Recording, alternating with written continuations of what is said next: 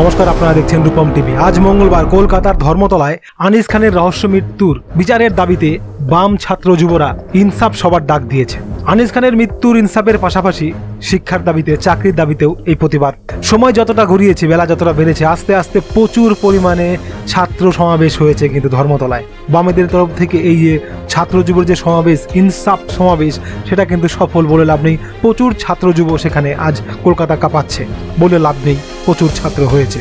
এবার বামফ্রন্টের ছাত্র যুবদের যে সমাবেশ হচ্ছে, এখানে যে খবরটা সবচেয়ে বড় ভাইরাল হয়েছে তা হলো এই সমাবেশকে সমর্থন করে ফেলেছে বিজেপির এক বিধায়ক। আর জানিয়ে রাজ্যে চলছে এখন তুলকালাম কাণ্ড। কে এই বিধায়ক, কেন বিজেপির বিধায়ক সমর্থন করলেন? চাকদার বিজেপি বিধায়ক বঙ্কিম ঘোষ এই সমাবেশকে সমর্থন করেছেন। তার কথা মতো বাম হোক ডান হোক, সবাই মিলে তৃণমূল কংগ্রেসকে ক্ষমতাচ্যুত করতে হবে। বিজেপি বিধায়ক আরও বলেছেন, বামেরা রাজ্যে তৃণমূলের বিরুদ্ধে লড়ছে, আমরা চাই বাম হোক ডান হোক সবাই মিলে তৃণমূল কংগ্রেসকে ক্ষমতাচ্যুত করতে হবে।